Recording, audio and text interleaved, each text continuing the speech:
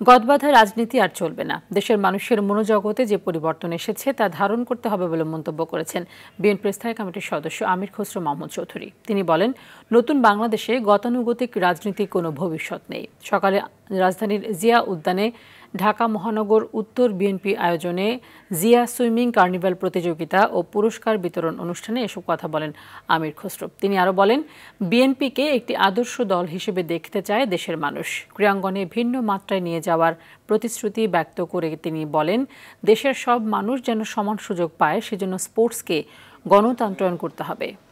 সভাপতি, ওই গদবাঁধা রাজনীতি এখন আর চলবে না।